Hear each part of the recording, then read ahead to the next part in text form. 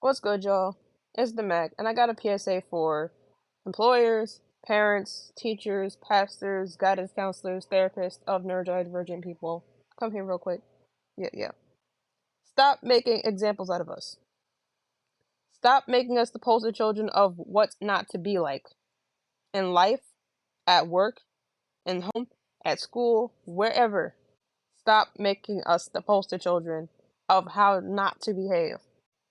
Some of us deal with rejection more than y'all. Some of us have heard over 20,000 negative comments about ourselves compared to y'all.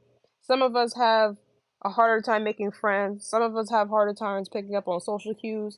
Some of us have a harder time comprehending what we just read or wrote. Some of us have a harder time translating what they have in front of their face and putting it into words. Some of us have a harder time grasping what we just read in terms of translating it in their minds and then saying it verbally. Some of us have harder times with gross motor skills. Some of us have harder times with our moods.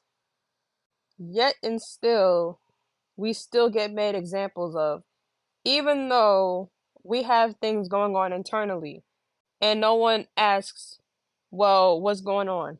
Something may be up. But in nature, neurodivergent people tend to be more empathetic and more understanding than neurotypical people because of the way our brain is developed. Okay, we're more sensitive in nature. We have higher empathy levels, and please just make an example out of us. Just don't. You're not doing us any favors. You're making us look like we're stupid, and you're just stroking your ego. You're not doing us any favors. Stop making examples out of us. Stop. That does not make you a good teacher. That does not make you a good employer. That does not make you a good parent. Stop. Stop comparing us to you. Stop comparing us and other neurodivergent people because we're all different. The thing is, the beauty of neurodiversity in terms of neurodivergent people is that our brains are all, for the most part, idiosyncratic. It's different. It's unique. Neurotypical brains, for the most part, are pretty much the same.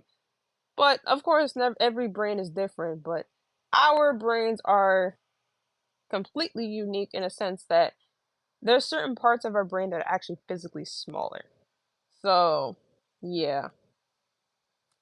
Again, I'm going to say this a lot more times. Stop making examples out of us. Stop making examples out of us. Stop making examples out of us. And I forgot to tell y'all. Stop making examples out of us. Peace.